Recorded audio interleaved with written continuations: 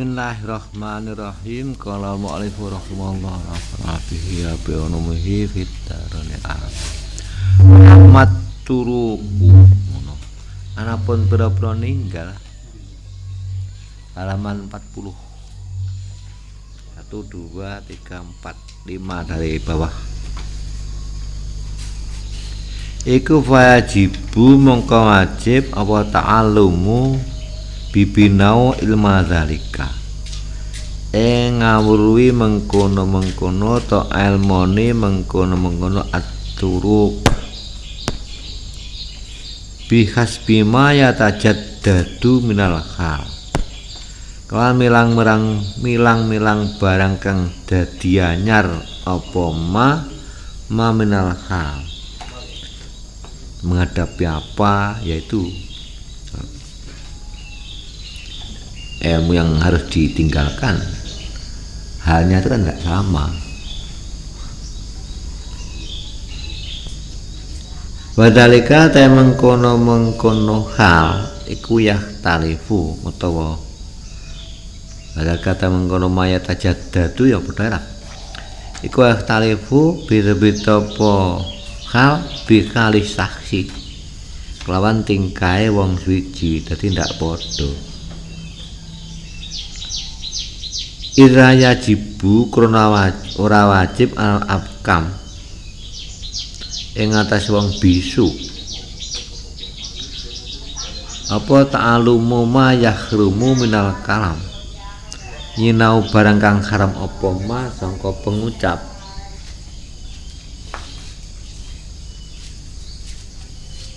dadi ndak wajib nyinau barang sing haram diucapne ngono ki ndak wajib ngrasa ngomong. Ndak wajib mengetahui hukume lek muni ngono ki haram. Ngrasa muni kon ya opo ngono. Wala al a'ma lan ora wajib ing atase wong buta apa ta'allumu ma yahrumu minan nazari nyinau barang kang haram apa ma minan nadhar saking ningali delok inul juget ngono ki haram ngono wae ndak wajib untuk dia nyapo nyinau ngono barang ora roh wala alal badawi lan ora wajib ing atase wong badui wong desa kesa pojokan pinggir kali kono apa ta'alumu mah nyinau barang yajibu yahrum kang haram pala julu-julungguh fihi ing dalem mina masakin saking pira-pira omah biasane wong Badawi iki gawe sudung ngono biyen macam kemah ngono. Jadi cara aturan nunggu ngarep lawang ndak ilok, ngono ndak eneng ora nang lawang. Ndak wajib nyinau ngono kuwi. Fadzalika aidon wajibun bekas bima yaqtadil hal. Apa kuwi? Fadzalika ta mengkono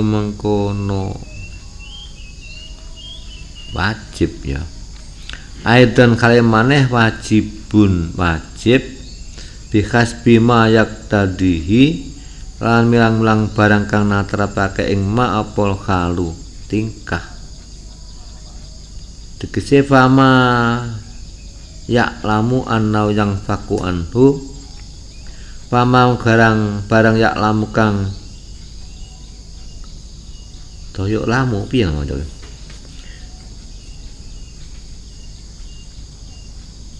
ya lamu kang weruh sapa saksu ana jenis saksuku yang faku ninggalake atau misah atau mencat sapa saksu anhu saking ma iku wajib ta'allumuhu binyinau ma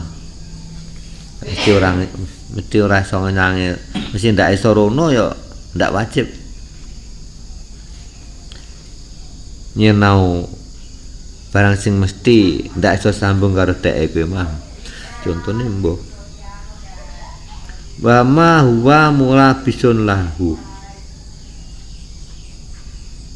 Pamalan barang huwa utai saksu iku mulabisun ya nandangi lahu maring ma. Ngono, wajib potamhihu ngelingake saksu alaihi ing atase ma. Wangen ora paham aku ya. Kama laukan ae contone. Kok lamun ana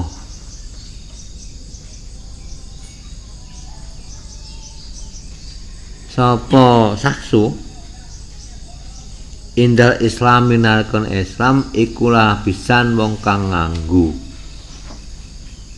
lil harir maring sutra.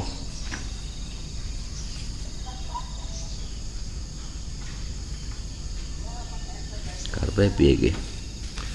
Masuk Islam ngangge sutra. Au jalisan utawa wong kang lungguh bergosobi ing dalem barang gasapan. Nalika masuk Islam lungguh barang gasapan.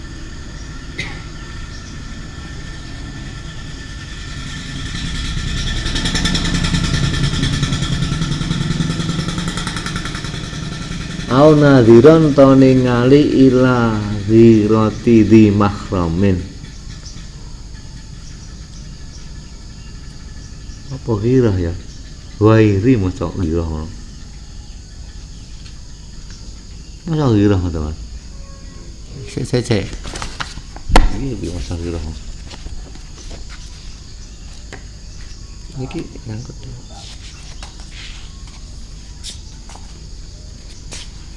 Ndi.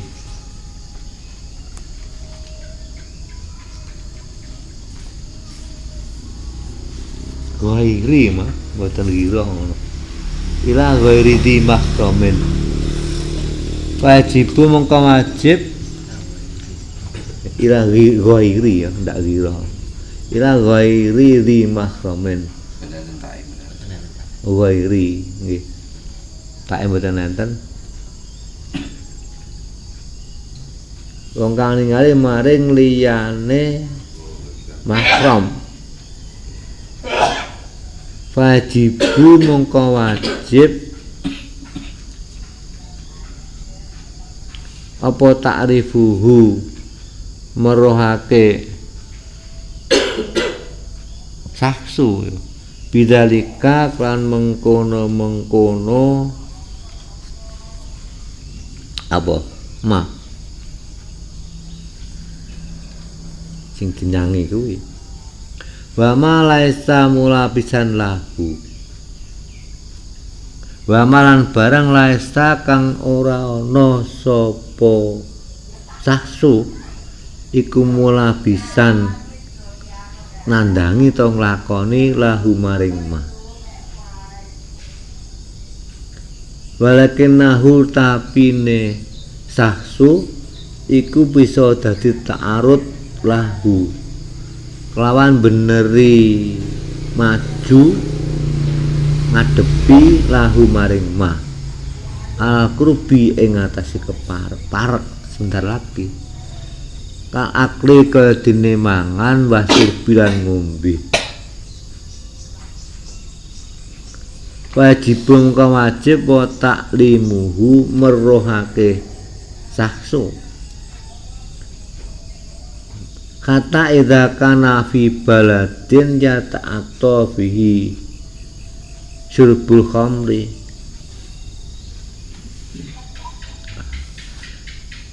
sehingga nalikane ana sapa wong saksu iku fi baladin ing dalem negara yata'atta kang lakoni to nandangi sapa wong fihi ing dalem balat ya sarba khamri wa akalah mil khinjir ngombe arak lan mangan daging babi wajib mongko wajib taklimuhu meruhake sahsu zalika mengkono arak utawa babi wa tambihuhu lan ngelingake sahsu alaihi ing atase surbil khamri kuwi tak paham aku cek ya yang kudu baleni wa ma wajaba taklimuhu wajaba alaihi ta'allumuhu wa ma ta barang wajaba kang wajib taklimuhu meruhake ma wajaba mongko wajib alaihi ing atas sahsu apa ta'allumuhu bibinauma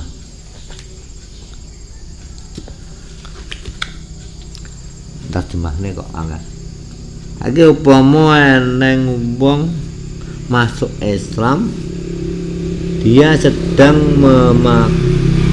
berpakaian sutra kuwi wajib diweruhake utawa ya ora nganggo tapi sebentar lagi cepat segera artine mangan lan ngombe kuwi wajib meruhake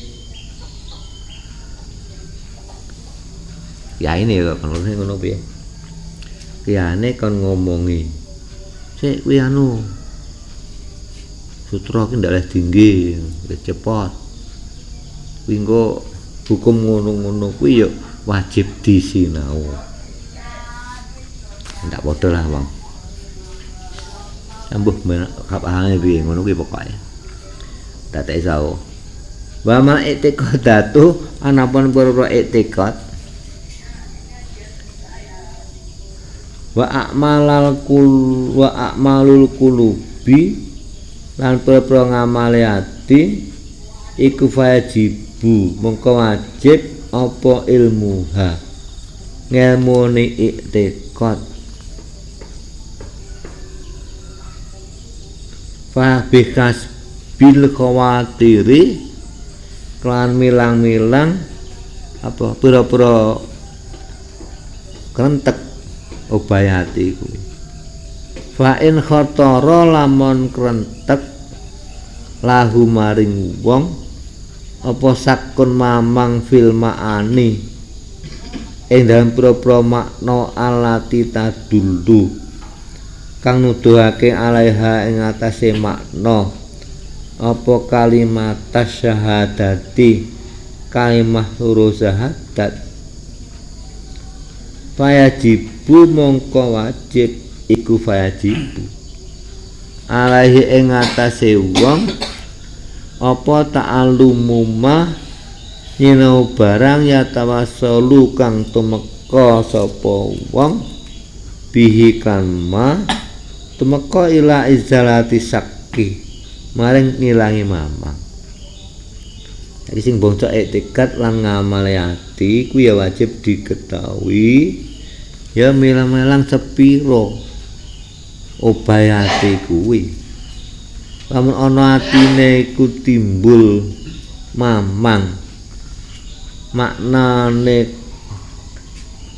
syahadat kuwi wajib nyinau kuwi sekadar iso ngilangi mamange ngono fa'ilam yahtur mongko lamun ora krentek lahu maring wong podalika mengkono sak wa matalan mati sapa saksu to wong qabla ayak takidah sak durung yen to nekotake sapa wong ana kalam Allah subhanahu setuhune kalame Allah subhanahu iku qadimun qadim wa anahu iki mar'iyun muraen wa piye maca dene iki dadi lelek ora krentek ndak ana mamang cut mati ning urung ngerti lek kamal Allah ki qadim wa anahu lan setuhune Allah ngono iku mar'iyun amur'iyun tak iso maca wa anahu laisa makhlan lil hawadis wa anahu mar'iyun setuhune Allah iku mar'iyun ditingali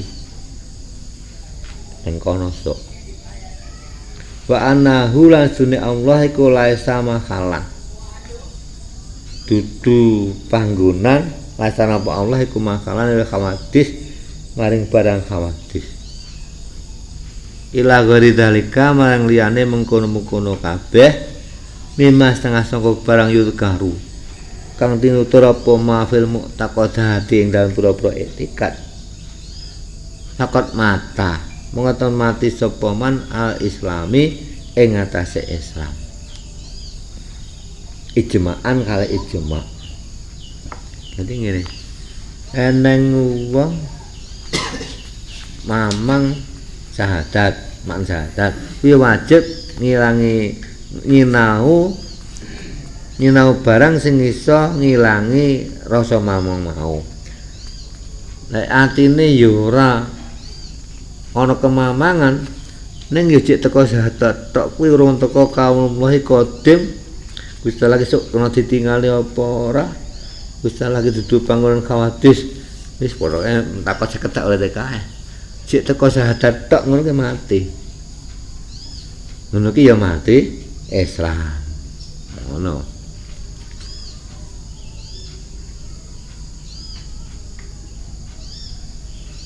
piye iki ya ngono gitu ya payu ora payu nggih napa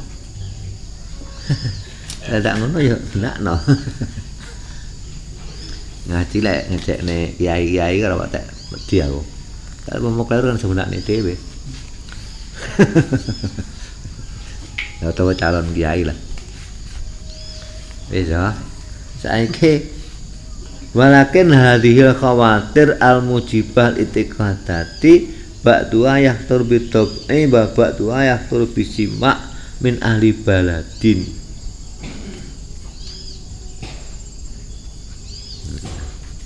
walakin hadhil khawatir tapi ki pro krentek al mujibati lil iktiqad sing netepake marang iktiqad iku ba'duha utawa setengah khawatir iku yahtulu krentek bidab iklan watek karepe dhewe ngono kuwi wa ba'duha yahtulu bisima sebagian khawatir sing nekake etikat iku ana sing timbul ana ati bisima sebab krungu min ahli baladin saking ahli negara sisine negara pamane ngene fa ing kana mon ana fi baladin ing dalem sijining daerah iku sa'a sumrambah fihi ing dalem balad apa kalamu omongan wanata toko lan padha guneman sapa anasu menungso bid'ah kelawan pira-pira bid'ah sing bisima iki payam bagi mengko prayoga apa ayusana yen to direksa sapa wong menae fi awali bulughihi edam kawetan baleke wong mau anha sangka bidak pro bid'ah mau bitalkin haqqi kelawan mulang sing hak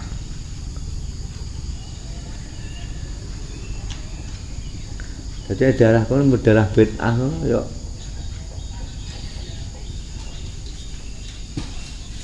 kok anu kudu dijaga awal baleke bocah kudu ditaken sing hak yo angel sapa sing iso mulang ngono kabeh ngono fa innahu mongko dene kelakuan niku ulqiya lamun ditibakake ilahi maring saksu wong suci bocah mau apa albatilu batal lawajabat nyekti wajib apa izalatuhu ngilangi batal an qalbihi sangka atine saksu to wong bocah mau warubama asura terkadang angel apa zalika mengkono-mengkono izalah kita taklim lho ndak taklim ta'alum dadi sing wajib lek ya wong liya lek ngono iki tegese ngene eneng sijining desa ya. Neng kono kuwi pancen unen-unene wong kuwi orang bodho bid'ah. Bocah krungu. Neng atine kan iso tertanam krentek sing bid'ah iku mau. Lah ngono awal-awalane balik kudu wis diulang. Sing bener piye? Soalnya aman kadung nyemplung nang atine bocah awal balik wajib dilangi ning ya angel kadang-kadang. Awake dhewe kan kadung ngono ya. Jadi sak awake dhewe itu saiki lho ya angel dilangi. Enggak cilik krungu. Malu mboke, bapake situ wis krungu. Petungan manten. Ngono-ngono kan mantep lho. Angel dilange. Angel. Ya piye jalan? Angel lho, itu macet dilange. Tengah-tengah wis suriah ya ndak wani ngene kal. Emang tidak itu bang. Ya piye ngono. Lah suriah bukur barang wedi kan. Suriah MWC wedi ya. Repot. Ini kecil kadang krungu suara-suara ngono kuwi. Geyeng, rumah murep. Sunduk maton kan kecil krungu ngono-ngono. Padahal itu kan awal baik kudu diulang sing bener. Sing mulang sapa yang dhewe kene. Wong sing mulang dhewe ya. Ngono. Tanah tokone sing ngono kuwi ngono. Contohnya begitu. Padahal naga taun mesti tulak naga sari batek aja. Raya ngono to. Mulane wong setan, pitung-pitung mesti nggo naga sari wis syarat. Widane mbah biyen, mbah kiai sing alim ku lho ya. Ngilangi etiket dipangan naga taun kuwi lho. Ora wani naga taun mangan wong sarine naga dipangan kok ya. Nagane mani mangan wong ngono jane. Iya. Tapi kadung nene ngono ki mancep. Angel dilangi. Contohnya begitu. Kan yo wajib nyinaoni ngono kuwi. Ya pengono artine ngono. Kama anahu lau kana hadal muslimu tajiron. Kama anahu pastune kelakuan. Laukana lamun ana sapa hadzal muslimu iki wong Islam iku tajiron pedagang. Waqat saat temen sumrambah. Ya. Fil baladi ing dalem negara kono. Apa muamatur riba? Muamalah riba. Wajaba mengko wajib alaihi ing atase wong saksu apa ta'alumul khadar minar riba nyinau tawa ya meruwi wedi ya meruwi ben hati-hati apa ya ngono ta'alumul khadari mana tepat nih minar riba sangka riba nyinau barang sing medhekake ngono sangka riba wa dza wa haqqil ilmi ladzi wa fardu ainin wa dza huwal haqqu wa dza utawi iki angel rujuk ya makur ngono ae wa haqqu sing hak fil ilmi ing dalem ilmu ali wa kang utahe ali iku fardu ainin fardu ain wa maknahu tawi maknane ilmu fardu ain ngono sini iku ilmu ngaweruhi bi kaifiyatil amalil wajib lan tata carane ngamal sing wajib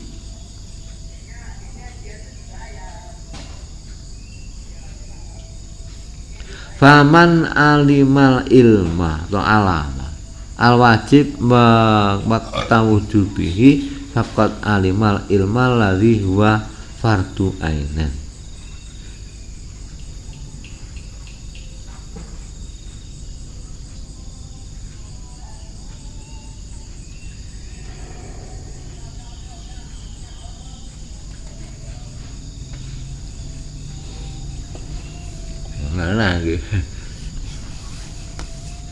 faman alimal ilma al wajib sapa wonge ngerti wong ing ilmu al wajib sing wajib wa waqta wujubihi lan waktu wajibe wajib faqat alimah mongko teman-teman ngerti sapa wong al ilma ing ilmu alladzi huwa kang utawi ilmu iku fardu ainin fardu ain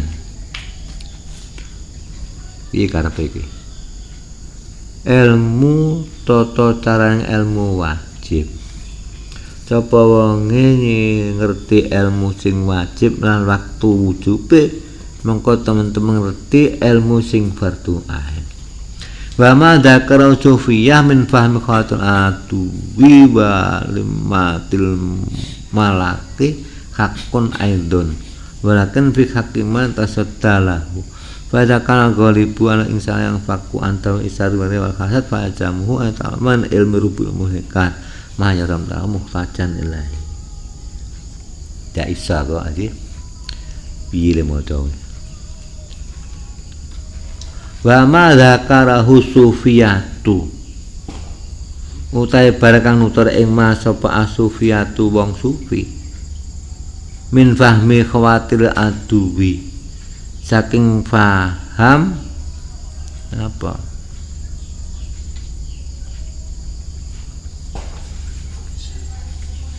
gangguane piye itu bahayane musuh walimatil malaki lan tetengere malaikat iku hakun hak aidon kalimane walakin fi hakiman tapi ing dalem hake wong ya tasodda kang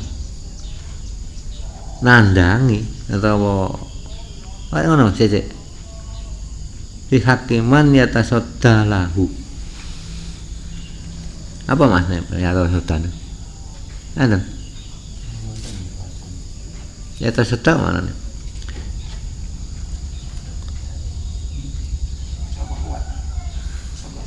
fi hakiman ya tasodda kang ngadepi ngono sapa man lahu maring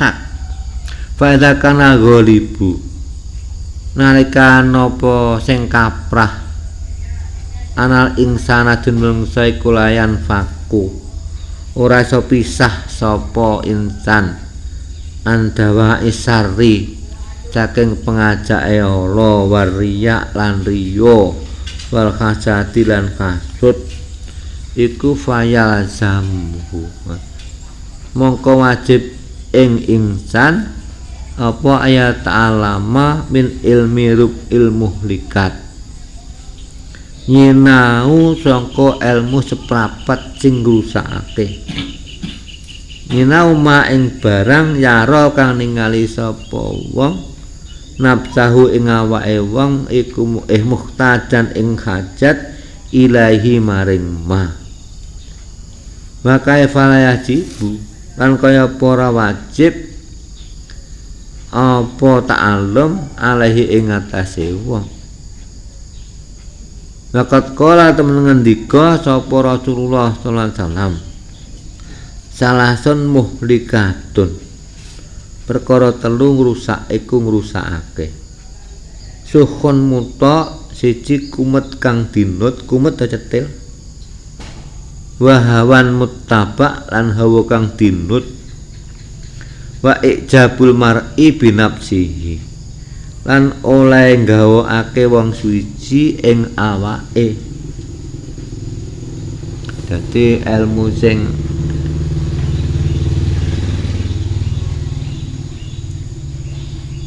kaprai menungso ndak iso hindar sangka pengajak Allah termasuk riya hasud kuwi wajib ngaweruhi nyinau ilmu seprapat sing ngrusakake nang bab ihya kono ning grup ilmu muhlikat ngono ya sing sinau ora kabeh ya sing sekedar kira-kira awake butuh ngono masalahe ana perkara telu jare Kanjeng Nabi sing ngrusakake ya nyuruh ati to iki sukhun muta kumet sing ditnut wahawan muttaba lan hawa sing diikuti wa ijabul mar'i binafsihi oleh nggawakake wong ing awake walayan faku anha bisarin walayang faku anha lan ora pecat sapa insan ndak lepas sapa insan an sik taruh lha iki yo wangi waca basur ngobisarin ya wangi lho salah jendak tekarokat mari bayang basarun kira Mas kuwi jel piye maksudnya maca bisarin apa basarun basarun nggih kira-kira tenan no nggih insyaallah nggih. Rewang iki bahasan ngobisarin. Mana to iki? Iya ini basuri kok men. Aku ora wetek mutolaah. Tok ngantuk mambengi jagone Pak Marno teko jam 1. Wala yang fakura pecat anha sangka muhlikat. Sawa basarun ngono kira-kira kuwi. Menungso. Babakiyatuma utawi sekarene barang entawa iku sanad kuruhu bakal nutur coba ingsun ing ma min matmumati akhwalil qalbi saking pira-pira cacate utawa tingkayati sing dipaidu ngono. Wala yang fakun habah saron babakiatu masanat kuruh menakal kalbi kabri kali ngono maca ndak penak babakiatu masanat kuruhu min matmumati akhwal kalbi kakibri kodine kibir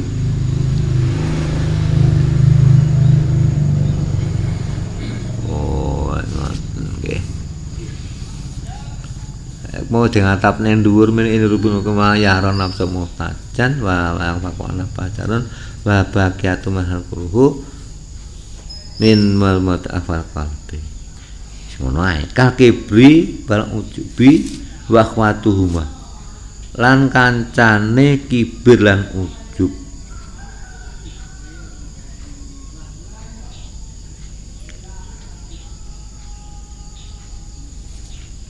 iku ngono tatat bau ngenotne isek ana kobare babake ta wasanat kuruhu min mamati al-qalbi kalbu jumlah kuatya tatabau hadis tatbau ngenotake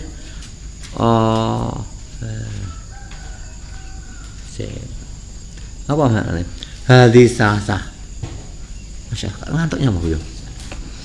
Tetap hadis salat al muhlikat wa izalatuha fardu ainin.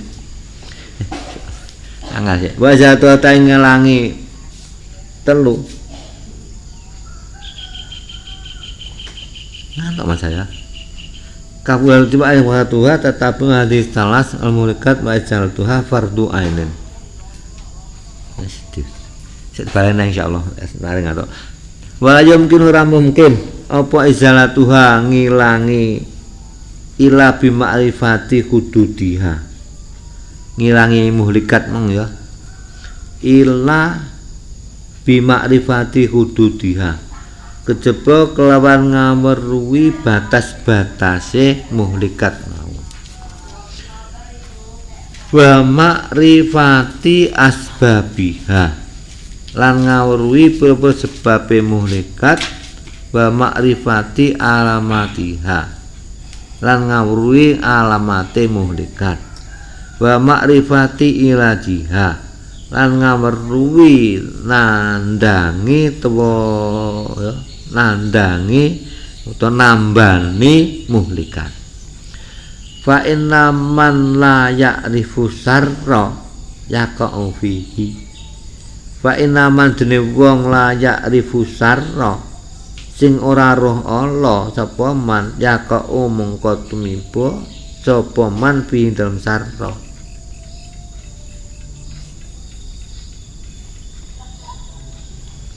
Wal ilaju huwa muqabalatus sabab bididdihi utawi nambane wa muqabalatus sabab yaiku ngadepi sebab bididdihi kelawan suwalike sebab. Wa kaifa yumkinu lan kaya apa kongang apa alat to ilat ya. Duna makrifati sabab wal musabbab tanpa ngawruhi sebab lan musabbab. Wa aktsaru ma dzakarna utawi akeh bar kang nutur sapa ingsun nutur firub ilmu muhlikat ing dalam seprapat sing rusakake iku min furudil a'yan saking pira-pira fardu ain. Neng kono bab rukul muhlikat. Bakot tarokaha an temen-temen ninggal ing apa? Sapa anasu menungso kafatan kabeh temen ninggal ing makrifat. Sapa anasu kafatan sekabehane istighalan krana ketungkul bimalayani kan barang sing ora maedai.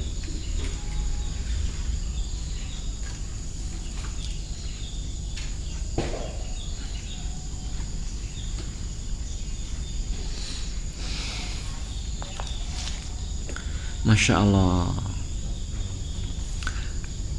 ya. Wa mimma yambagi lan iku setengah saka bal sing prayoga apa ayubadira yen to age-age sapa wong fi ilqaihi ing dalem nibaake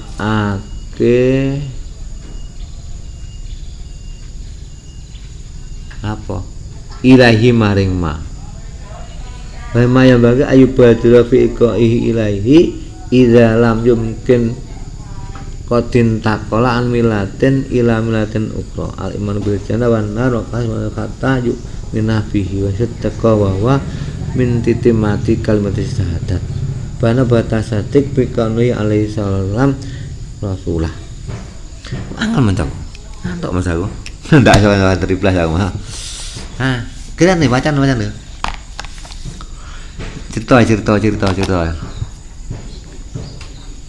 cerita neng ini apa ngerokok atau aku gumun aku masa tak macam kita punya apa cek lagi cerita ya cek enggak kok ngopi mana ya astagfirullahaladzim macam tak sanggal Cinta kok kula nggih. Dek ingi bengi niku teng apa niku teng anu. Panggilan pertemuan neng Klaten. Pertemuan kalih sinten? Ali Maskan. Ali Maskan niku PWNO. Pertama ngomongne tamune kuwatah NU saniki. Terutama PB. Nggih, diantarane Yasin Muzadi niku tuwa muni jalen-jalen wae. Tek luar sing lamar kathah NU niku. Masalahe kan nyedeki pemilihan presiden. Bu Mega mriko, Nurhais Majid mriko. Wis gede-gede pokoke bodho kono nglamar Yasin Muzadi. Niki atas pertemuan Hasyim Muzadi kalian Susilo Bambang Yudhoyono. Malah Ki Mas kan niku napa guyone Gus Jadi. Lek gelem ngomong ngono ya ngrawuhne Mbak Tutut ya gampang. Semangat banget. Lajeng napa niku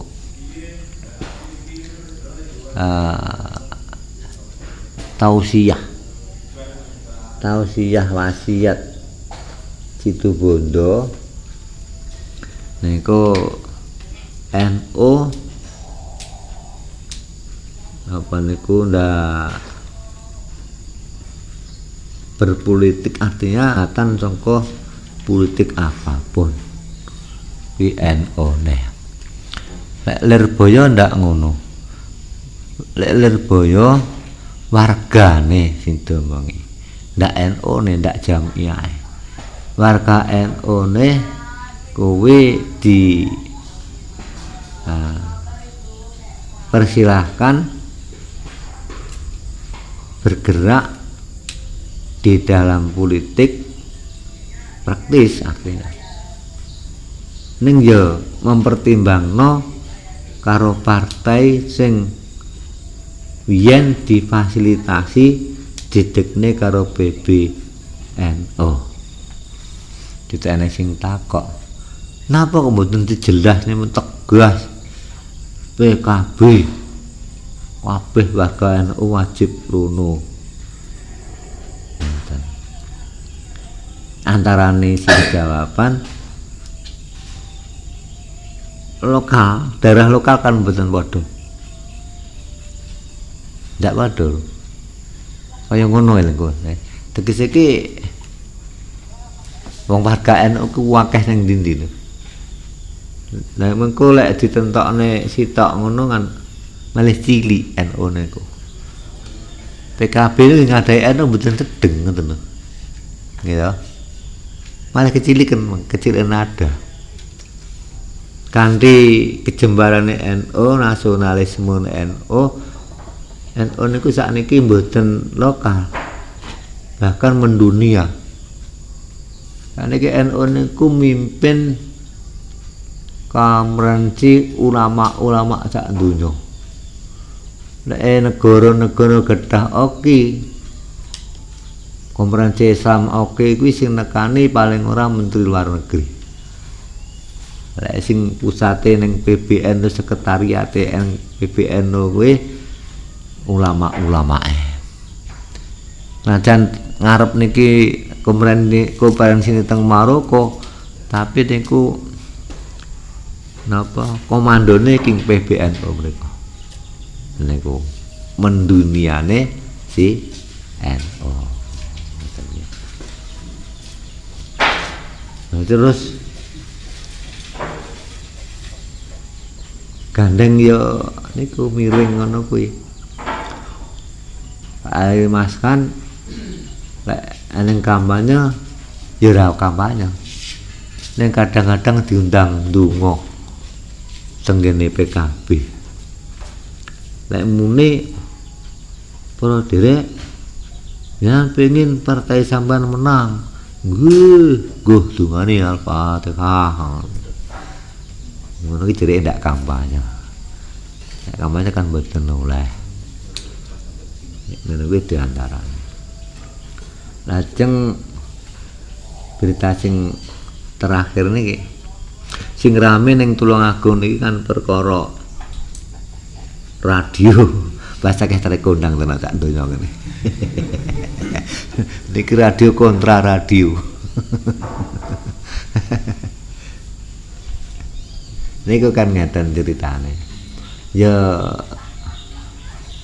lek menurut sing kula krungu aturan niku lho, aturan mecat niku kan enten aturane. Nyorek lho, nyorek ning aturan. Ana aturan. Kan sini partainya diberitahu, iki ditolak. Ngono. Dikai waktu 14 dino supaya melengkapi atau mengganti orang. Ngoten lho. Jadi putusan si fulan ditolak, ngoten nggih. Niku partainya apa disurati, pribadine disurati, tembusane yang apa, gitu. Cek niku dikai tempo 14 dino lengkapi utawa ganti wong. Ngono. Nek carane sik tek-sek urung diomong apa-apa urek diumumne ngono ki cet geger. Lek kok terusnya tak tuntut ngono partai ini. Repot nih. Pokoke perang hukum niki teng Tulungagung niki. Perang pamflet. Akeh caleg tetap sing kono ora dadi. Iya ngono kuwi ceritane. Kita maca kitab kok angel pun nyapa to. Iki balene esuk. Sakniki terus buku niki niki mungkin dihitung pundi ngoten niki tercapak daim niki tok kathah niki.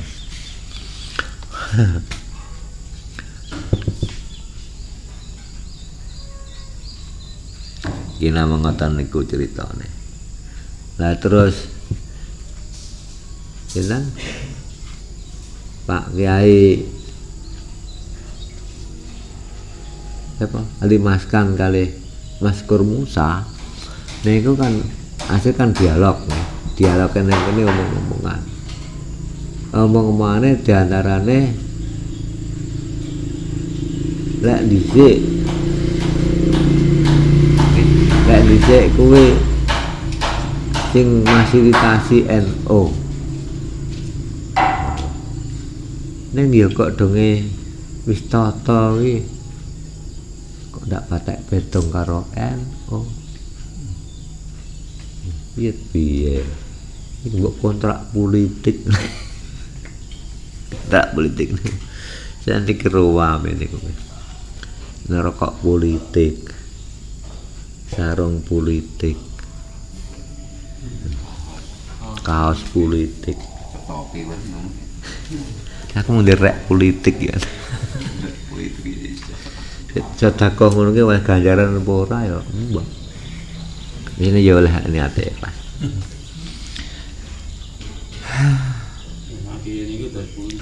Napa nih? Nambah sakai terus puji akhirnya. Nggih mboten saged. Nyorek mboten saged. Nyalahi aturan kok nyorek ini. Mau ndak niku wae. Mboten saged nyorek. Mboten dadi corakane niku. Nggih panggah mawon, gede perkara mung kok jar perkaraan. Sekarang tetap ngoten niku. Ngoten nggih. Mboten dadi menyalahi aturan kok mencorekan waktu ini. Nyalahi aturan ngoten. Menurut aturan nek nek nggih aturan ya apa?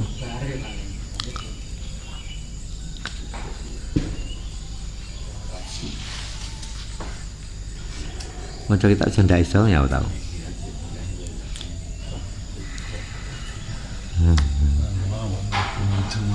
Nen? Leren nggih. Kok sempruawu ta ngomong ta. Dek ngi yo, Dik. Wah, iki ngomongin niki piro. Ditung apa iki? Ndelok jenenge mon. Alamane gitu. Cek bapak mon. Iya, tenan bapak aku ditung kok. Iki itu.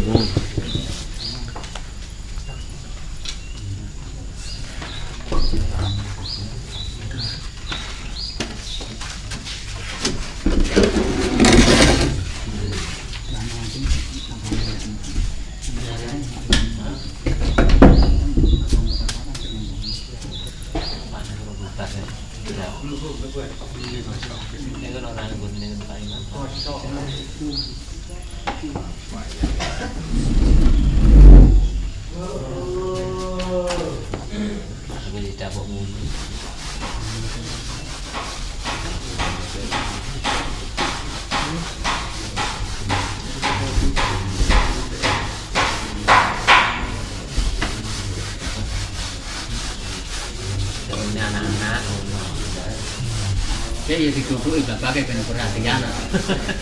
Rawani bagi anak-anak. Yo sece teknis e yo. Gurune muji duduk. Sik golek ya. Sik golek.